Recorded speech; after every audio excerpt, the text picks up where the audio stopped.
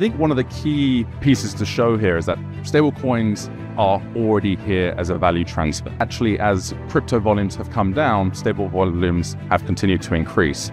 And this kind of decoupling from trading and the purpose of stablecoins purely as a mechanism for trading, I think is very much here. I think over the last year or so, we've probably talked to 40 or 50 new stablecoin issuers in the market. It just shows you that, there's a lot of experimentation happening.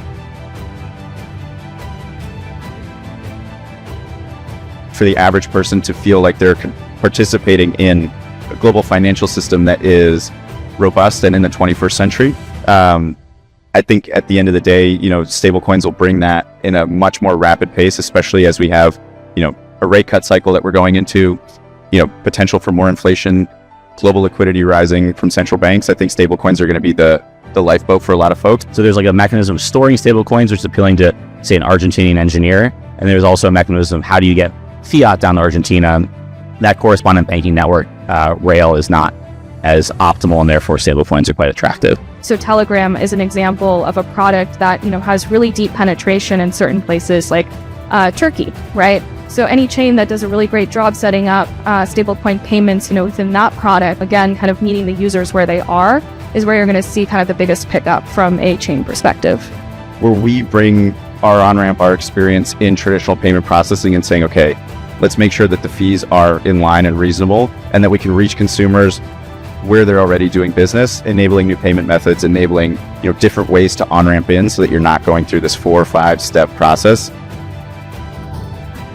To your point, sender is very obvious. Speed, cost, a reduction in even, like I said, 6 or 12 hours. And then on top of that, the notion of 10%, potentially 10% of the cost of remittance going back in the pocket of that family is incredibly powerful.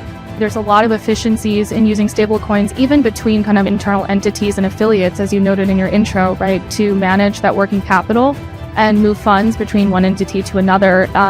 The other piece of that, of course, is in the merchant that's actually receiving payments in stablecoin. They're not dealing with that kind of currency conversion. Money doesn't move like that. The actual money doesn't move. It moves on settlement, which is using Fedwire, it's using Swift. But today it also uses blockchains. We support Ethereum, we support Solana as chains to move funds. But with that comes the idea that we can actually do that 24/7, 365 as well. A lot of people are using it as a US dollar banking rail effectively, and diversifying their fiat currency across a network that's online and giving them more financial access and inclusion than they otherwise would have locally. As with any blockchain, right, stablecoins are critical to the ecosystem success. I would say out of the billion plus TVL on Avalanche, about half of that is probably stablecoins, mostly USD denominated, of course. Zero Hash powers a lot of the on-ramps, especially here in the US. Everything from MoonPay to Chip4 to Stripe. And with the Stripe partnership specifically, Stripe does carry that brand name, right, even outside of crypto for payments.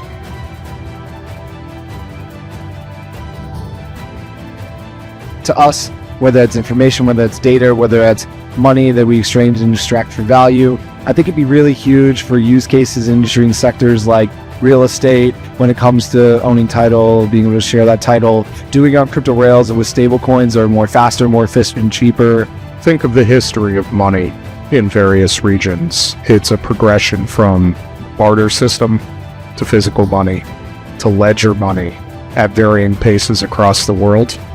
Tokenization is the first time we have the opportunity for essentially a global omni-ledger where we can trade all goods against all money with all people. It's a 10x reduction in OPEX, and it's a 10x increase in access. And in some ways, that's super boring in the best way possible. That's just slowly growing the market by 10 to 15% per year for the next 10 years. The future of tokenization is really an extension of the future of blockchain, which is accessibility, availability, operational efficiency, programmability, all that stuff.